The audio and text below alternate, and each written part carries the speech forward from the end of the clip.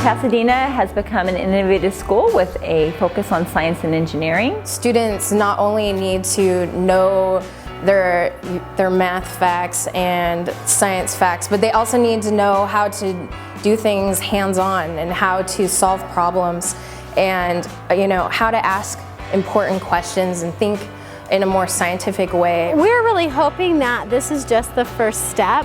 We want to incorporate some natural vegetation and maybe a butterfly garden. Every classroom needs a classroom pet. However, at Pasadena, with a science focus in our science lab, it would be very beneficial to all students to have an aquarium that houses frogs in order to teach the life cycle. A vermiculture bin would give our students the chance to just experience like insects breaking down material. I see them say, wow, and I see their curiosity and I see their critical thinking.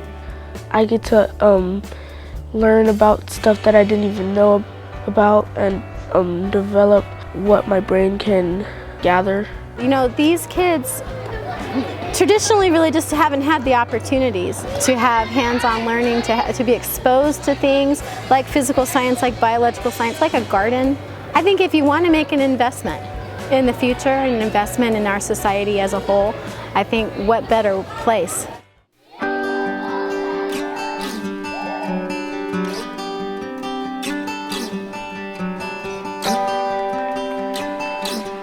At Ottoman, we are in our second year of Artful Learning, which is based on the Leonard Bernstein model. This is a model that incorporates music, theater, and arts as a lens for all children learning. History Alive was originally conceived as a way to further the arts and connect that with the curriculum.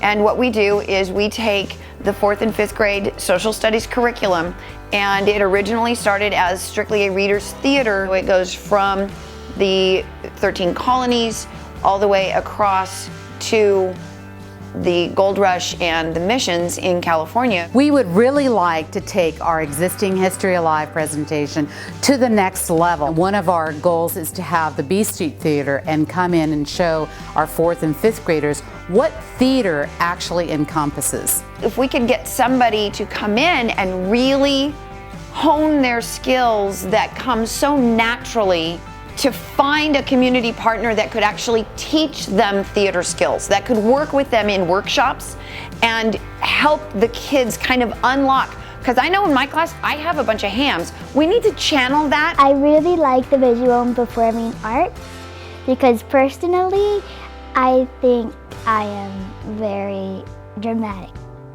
It unlocks all of those doors that have been closed for so long. I don't really know how to explain it, but I've been given the opportunity to shine.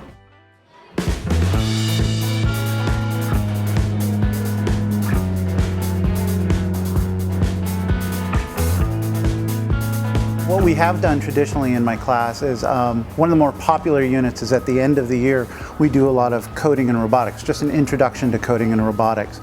But what I've noticed is a lot of kids want to do more, and there's not necessarily time to do more with all the other stuff that I have to teach them. So I'm trying to put together a coding and robotics course that would be a year-long course. I thought it was really cool that we were doing stuff with robots and like having to program, because a lot of people do want to have jobs in that area. In Mr. Rowland's class, you get to think out of the box and have fun making new things that you have never made before. It makes you think differently, but it also makes you think harder and like longer about what you have to do, because you have to think like 5 steps ahead, 3 steps ahead. You really have to think about what you're going to do next after you finish what you are currently doing. Computational thinking and programming is all about problem solving. And there's just really not a lot of opportunities, especially in middle school, but in all public schools, private schools too, there are not very many opportunities for kids to really get engaged with programming, robotics, making circuitry. And a Maker Lab is basically a set of equipment It can be any type of equipment. It can include sewing machines, it can include found materials, but also a lot of the high-tech maker labs have 3D printers and laser cutters and robots. That's what I'm looking for, is materials to make a high-tech maker lab so that the kids can engage in constructivist projects that solve simple problems for their everyday world.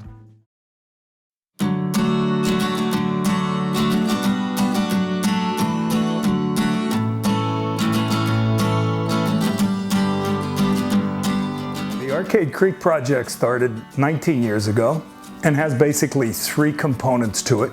We monitor the creek and its health. We educate the community about it. And then we're also trying to remove all invasives and restore the creek back to its native flora.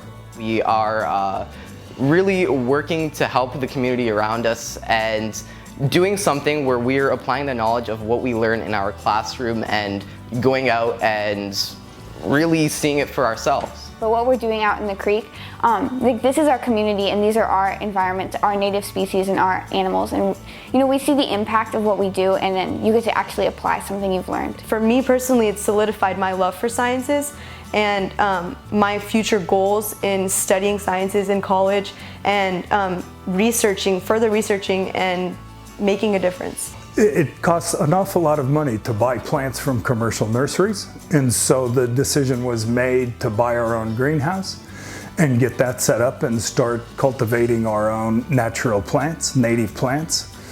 And so we really want to turn this greenhouse into an aquaponics setup where we'll actually raise fish who will then fertilize the plants. It's going to be on site, so we'll end up having a whole new component of the study, which will be horticulture. The money that you would hopefully contribute to us will go into seeing that these kids get a real taste, a real flavor of what it is to be a researcher, what it is to be an environmental monitor, what it is to understand that they're a steward of the earth. There is no better investment that you can make than investing in our kids.